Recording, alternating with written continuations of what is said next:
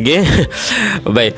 Tuan-tuan dan Allah Subhanahu Wa Taala, bagaimana sepotong hadis yang dimasukkan dalam disebutkan oleh Imam Jamaluddin As-Suyuti. Qala Nabi sallallahu alaihi wasallam Ibnu Mas'ud radhiyallahu anhu, ya Ibnu Mas'ud, julusuka sa'atan fi majlisil ilmi la tamassa qalaman wa la taktubu harfan khairun laka min 'idqil alfi raqabah wa nazaruka ila wajhil alim khairun laka min alfi farasin tasaddaqta biha fi sabilillah wa salamuka ala alimi khairun laka min ibadati alfi sanah. Masya-Allah, tuan-tuan rahmati Allah Subhanahu Wa Taala, disebutkan oleh Ibnu Mas'ud.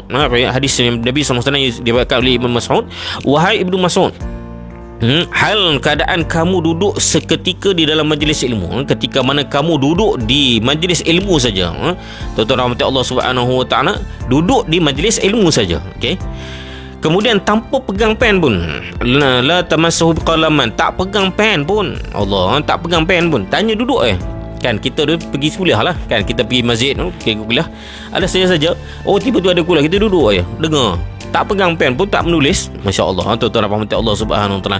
Dan juga tidak kamu menulis walaupun satu huruf pun, lebih baik bagi kamu daripada membebaskan 1000 orang hamba. Masya-Allah.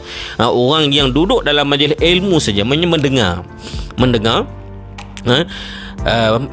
dan juga dia orang kata apa, tak menulis pun, tu tak menulis. Kalau menulis lagi, masya-Allah, lagi besar. Dalam kitab Tanbihul Ghafilin menyebutkan kelebihan menuntut orang yang duduk dalam majlis ilmu. Dia menulis, kemudian dia mengamalkan, masya-Allah. Lagi-lagilah keberkatannya, lagi-lagilah kemuliaannya orang yang duduk mendapat ilmu tersebut, menulis dan juga mengingat ilmu tersebut. Masya-Allah, tuan-tuan rahmati Allah Subhanahu Wa Taala. Tapi yang kita sebutkan di sini, tuan-tuan rahmati Allah, yang disebutkan oleh Ibnu Mas'ud, orang itu duduk dalam majlis, dia hanya mendengar, dia tak pegang pen pun, dia tak menulis pun. Itu pun, tuan-tuan rahmati Allah, lebih baik daripada membebaskan 1000 orang hamba. Allahu Akbar. Tuan-tuan rahmati Allah Subhanahu Wa Taala, lebih baik daripada membebaskan 1000 orang hamba. Juga memandang kepada wajah orang yang alim. Tuan-tuan rahmati Allah, memandang wajah orang yang alim. Maksudnya, tuan-tuan rahmati Allah, sementara kita duk tengok wajah, tengok majlis ulama kan, orang ulama, kita tengok wajah ulama. Tengok wajah ulama ni. Tengok ulama ni, tuan-tuan rahmati Allah SWT, Allahu Akbar, kita rasa tenang kan. Tapi kalau kadang-kadang kita tengok ni, kita rasa risau kan. Kita tengok ustaz-ustaz, ulama-ulama kita, ada tok-tok kita ni, kadang-kadang kita rasa risau. Takut apa? Takut dia teruk, dia nampak kita kan. Tambah-tambah, tuan-tuan rahmatullah, kalau guru tu boleh scan kita kan. Tu tahap wali lah tu. Ada seorang guru di Kedah kan, tok guru, tok guru di Kedah, dia orang kata apa, sangat mulia lah. Dia orang kata taraf wali lah. Dia boleh tahu kita datang tu untuk apa. Masya-Allah. Kita tak cakap lagi, dia boleh tahu lah. Masya-Allah. Tuan-tuan rahmati Allah Subhanahu Wa Taala.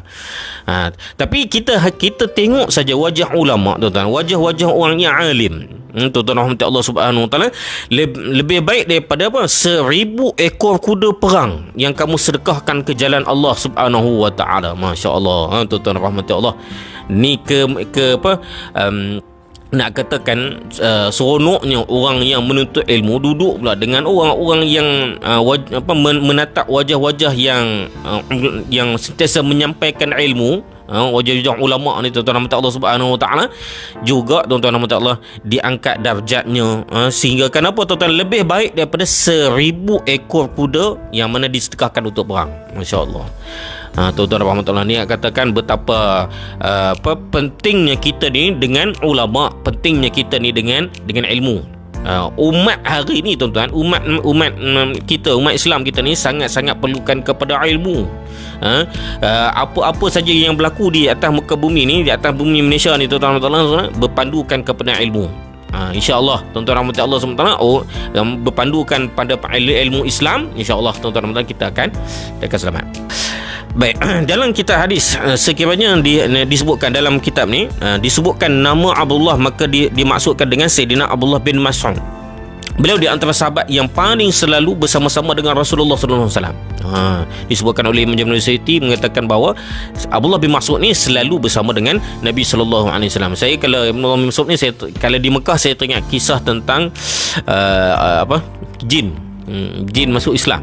Jin masuk Islam di Masjid Jin. Bagaimana Nabi mengajak Abdullah bin Mas'ud teman pada malam tersebut selepas pulang daripada Taif. Lepas pulang Taif, sampai saja tuan-tuan rahmat Allah, Nabi mengajak Abdullah bin Mas'ud untuk pergi ke satu tempat. Rupanya tuan-tuan, tempat itu didatangi oleh sekumpulan jin. Yang mana Allah Mas'ud menceritakan bahawa pada pagi tersebut, pada malam tersebut, Rasulullah melukiskan di atas tanah dan juga beritahu kepada aku bahawa jangan keluar daripada tempat ini. Tempat itulah kawasan yang Rasulullah pagarkan tu, bulatan tu. Maka Rasulullah pun berlalu, pergi saja tuan-tuan Allah. Abdullah Mas'ud kata, aku melihatkan wajah-wajah seperti mana gelap, orang rambut yang kerinting. Maksudnya wajah-wajah tu tak pernah dinampak. Tiba-tiba Rasulullah pun hilang. Bila dah selesai, Rasulullah balik. Kejut Abdullah bin Mas'ud yang sedang tidur. Rasulullah pun bagi tahu lah, semua malam ni golongan jin telah pun menyusahkan aku. Sebab apa? Mereka ini nak mengarahkan Nabi, suruh Nabi untuk membaca Al-Quran dan akhirnya masuk Islam. Masya Allah, tuan-tuan rahmatullah. Ini kisah berkaitan dengan sirah Nabi SAW. Ini hebat juga tuan-tuan. Bagaimana jin memeluk Islam di zaman Rasulullah SAW. Sedangkan orang Mekah tolak ketika tu. Orang Mekah tengah tolak dakwah Nabi. Bila orang Mekah tengah tolak, Nabi pergi ke Taif. Dengan hasrat nak menyelamatkan penduduk Taif untuk masuk Islam, untuk masuk syurga ni. Tiba-tiba dilayan dengan keadaan buruk lah. Nabi keluar dengan keadaan yang sangat-sangat menyedihkan. Ketika itu pedeman Nabi adalah Zaid bin Harithah, sangat-sangat menyedihkan. Kita pernah kongsikan sebelum ni kan tuan-tuan Allah. Kemudian bila sampai saja tuan-tuan di Mekah, diselamatkan oleh Mut'im bin Adi. Nabi masuk Mekah dengan baik oleh Mut'im bin Adi. Kemudian tuan-tuan Allah, pada selepasnya berlakulah kisah pengislaman jin. Masya Allah. Orang Mekah tak nak, orang Taif tak nak, tiba jin masuk Islam. Masya Allah. Ini kelebihan sirah Nabi SAW. Tuan-tuan rahmati Allah semua, sambil-sambil kita selitkan kisah tentang Abdullah bin Mas'ud. Baik. Beliau adalah penjaga rahsia Rasulullah sallallahu alaihi wasallam. Abdullah bin Mas'ud ni tuan-tuan, penjaga rahsia Nabi dan juga penjaga bantal, kasut dan bekas wuduk Nabi sallallahu alaihi wasallam. Masya-Allah. Abdullah bin Mas'ud ni tuan-tuan bukan hanya jaga rahsia Nabi, tapi dia ni adalah penjaga bantal. Maksudnya tuan-tuan rahmat Allah SWT, kalaulah Nabi nak rehat, tuan-tuan rahmat Allah, Abdullah bin Mas'ud ni tahu nak sediakan bahan untuk Nabi rehat.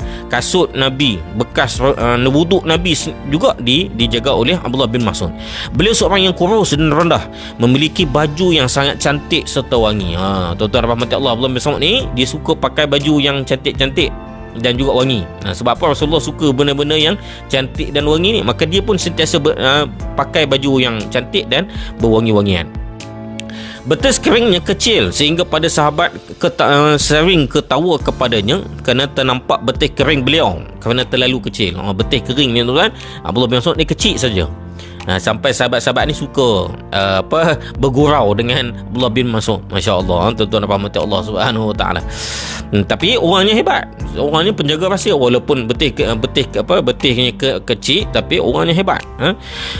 Kita tuan-tuan betis besar tapi tak boleh buat apa juga kan, tak boleh berjalan juga. Pertama-tama kalau kena gauk pula lagi lah. Kemudian maka Rasulullah SAW bertanyakan, apakah yang menyebabkan mereka ketawa? Lalu para sahabat menjawab, kerana terlihat betis Sayyidina Abdullah bin Mas'ud yang kecil itu. Seraya baginda sallallahu alaihi wasallam bersabda, demi Allah yang diriku adalah di tangannya, sesungguhnya dua betis kering Sayyidina Abdullah bin Mas'ud itu adalah lebih berat dari timbangan sebuah bukit Uhud. Masya Allah, tuan-tuan rahmati Allah Subhanahu wa taala. Bila sahabat-sahabat dah ketawa dekat Abdullah bin Mas'ud ni tuan-tuan, sebab betis keringnya tu, maka Nabi kata apa? Nabi kata betis kering Abdullah bin Mas'ud ini lebih berat daripada apa? Sebuah bukit Uhud. Masya Allah. Bukit Uhud ni kat mana tuan? Kat Madinah kan. Bukit Uhud yang besar, yang kata apa, Nabi kata apa, bukit ini di syurga nanti. Kita nak tengok bukit di dunia ini yang ada kat syurga, tengok bukit Uhud. Nak tengok aku berikut macam mana? Kena pergi Makkah, Madinah. Kena pergi Madinah. Kena pergi umrah. Buat umrah tu belum buka lagi. Nanti insya-Allah kalau ada rezeki kita pergilah tengok tuan. Bukit Uhud sebesar mana tuan? Sampai bukit Uhud ni nuhibbu nuhibbuhu wa nuhibbuna wa yuhibbuna. Bukit Uhud tu Nabi kata apa? Aku kasih kepadanya dan dia pun kasih kepada aku. Masya-Allah. Bukit Uhud ni Nabi kasih kepada Bukit Uhud, dan juga Bukit Uhud pun kasih kepada Nabi SAW.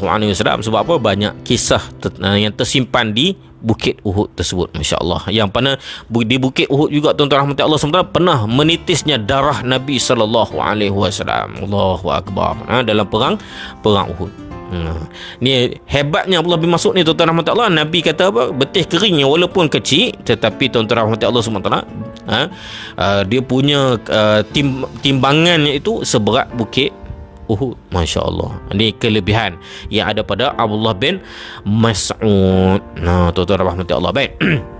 Al-Imam An-Nawawi radhiyallahu anhu meriwayatkan dalam kitab Riyadhus Salihin, Sayyidina Umar ibnu Al-Khattab meriwayatkan bahawa Rasulullah SAW bersabda, barang siapa yang berjalan ke suatu majlis, siapa yang berjalan ke suatu majlis ilmu, berjalan ini, setiap langkahnya mendapat 100 ganjaran. Setiap langkah yang dilangkah itu dapat 100 ganjaran.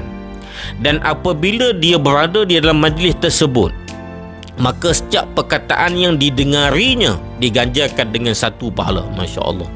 Tuan-tuan rahmati Allah SWT, yang disebutkan oleh Sayyidina Umar Al-Khattab daripada hadis Nabi SAW menyebutkan, kita keluar daripada rumah, kita keluar daripada rumah saja tuan-tuan, setiap langkah yang kita pergi tu, kita langkah untuk pergi ke majlis ilmu. InsyaAllah tuan-tuan rahmati Allah SWT. Tapi kalau zaman kalau musim dah macam mana, kita nak langkah tengok pegang handphone kan, tengok kulah kat handphone. Mudah-mudahan tuan-tuan kita bergerak tu tuan-tuan, nak pegang handphone kita, kita nak ambil tempat untuk duduk pegang handphone tu juga tuan-tuan, dikira juga pahalanya. Allahu akbar. Kalaulah langkah itu diganjarkan sebanyak 100 ganjaran setiap langkah tuan-tuan, Masya Allah. Cuba bayangkan tuan-tuan, melangkah daripada pintu rumah tu nak ke masjid, contohlah kan, dah berapa ratus langkah, berapa ribu langkah dah. Masya Allah. Ini nak katakan kelebihan orang yang mencari ilmu, orang yang sentiasa mencari ilmu, diganjarkan sebanyak 100 ganjaran.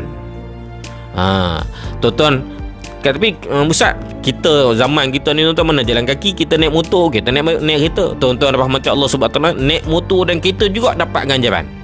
Kita beli kereta tu tuan-tuan, dah tentu kita pun nak saham juga kan. Mudah-mudahan tuan-tuan kita bawa kereta kita pergi ke kuliah, kita bawa motor kita ke kuliah, itu juga tuan-tuan rahmati Allah diganjarkan ganjarannya. Mudah-mudahan juga turun keberkatan kepada kenderaan kita tu. Kita nak juga kenderaan yang kita ada tu ada turun keberkatan. Mudah-mudahan kita sibukkan kenderaan kita ni, kita ada masa letakkan dalam untuk kenderaan kita ni pergi ke majlis ilmu. Mudah-mudahan Allah turunkan keberkatan kepada kenderaan kita. Mungkin kita selamat dan sebagainya. Tuan-tuan rahmati Allah Subhanahu Wa Taala. Ini satu kelebihan orang yang menuntut ilmu, orang yang mencari ilmu. Masya-Allah tuan-tuan. Dan apabila berada dalam majlis, orang duduk dalam majlis pula, dan juga mendengar saja. Tak tulis lagi, dia hanya mendengar saja, diganjarkan sebanyak 1 pahala. Masya Allah. Apa yang dia dengar, tuan-tuan rahmati Allah, dia dengar, tuan-tuan, diganjarkan dengan pahala. Masya Allah. Tambah-tambah tuan-tuan rahmati Allah sebentar, dia dengar, dia faham, dia amal, bertambah-tambah lagi lah ganjarannya. Inilah tuan-tuan rahmati Allah Subhanahu wa taala kelebihan yang Allah berikan khusus kepada kita orang mukmin, orang Islam.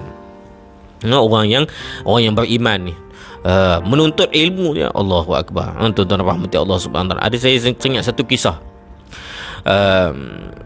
Guru saya pernah cerita. Dia kata satu hari ada seorang ni, dia singgah masjid untuk solat. Dia singgah. Kemudian sambil dia tengah solat tu ada kuliah. Bila dengar kuliah, tuan-tuan rahmati Allah SWT, kuliah itu umpama macam dia mengetuk hati dia. Terhadap apa yang dia buat lah sebelum ni. Dia buat apa yang dia buat sebelum ni. Kuliah tu sebut tentang dia, tentang hidup dia. Sedangkan dia tak kenal pun orang tu. Tapi kuliah tu sentiasa menyebut tentang kehidupan dia. Ustaz tu sebut tentang kehidupan dia. Tiba-tiba tuan-tuan rahmat Allah Subhanahu Wa Taala menyebabkan dia mulai hari tu dia sangat-sangat terasa dan dia nak mengubah hidup dia. Masya-Allah. Tuan-tuan rahmat Allah Subhanahu Wa Taala. Dan akhirnya dia istiqamah dengan kuliah. Sebab apa? Dia mengatakan bahawa kuliah ini telah pun mengubah hidup dia daripada yang sebelum ini jahil, menyebabkan dia hari ini kenal apakah tanggungjawab dia sebagai seorang hamba Allah Subhanahu Wa Taala. Masya-Allah. Tuan-tuan rahmati Allah Subhanahu Wa Taala. Ini bagaimana Allah nak ketuk kan, yang mana hadis Nabi SAW sebutkan, may yuridillahu bihi khairan yufaqihu fiddin. Sesiapa yang Allah nakkan satu kebaikan, Allah akan yufaqihu fiddin. Allah akan dekatkan dia, Allah akan lorongkan dia kepada faham tentang agama. Orang yang nak kebaikan ni, tuan-tuan rahmati Allah, dia berubah dalam hidup dia. Kita tengok ubah dia macam mana. Ubah dia dekat dengan Allah Subhanahu Wa Taala, maka itu adalah kurniaan Allah Subhanahu Wa Taala. Tapi kalau dia berubah daripada sebelum ini dia tak zalim, dia tak zalim, kemudian dia jadi zalim, itu bukan hijrah, itu bukan berubah, yang itu dia melingkup kan. Tuan-tuan rahmat Allah semua, orang yang hijrah kan, orang hijrah ni daripada sebelum ini contoh tak pakai tudung, tiba-tiba dia pakai tudung, maka tuan-tuan rahmat Allah Subhanahu Wa Taala, itu ada satu titik Allah bagi perubahan untuk dia supaya dia hidup dalam keadaan baik. Tapi kalau dia tinggal balik, dia dah berubah, tiba-tiba dia tinggal, dia rasa menyesal pakai tudung contohnya, tuan-tuan rahmat Allah Subhanahu Wa Taala, sesungguhnya dia telah pun jauh daripada rahmat Allah Subhanahu Wa Taala. Allahu Akbar. Ni bagaimana tuan-tuan rahmat Allah SWT, kita kena rebut peluang yang Allah berikan kepada kita, keberkatan yang Allah turunkan kepada kita.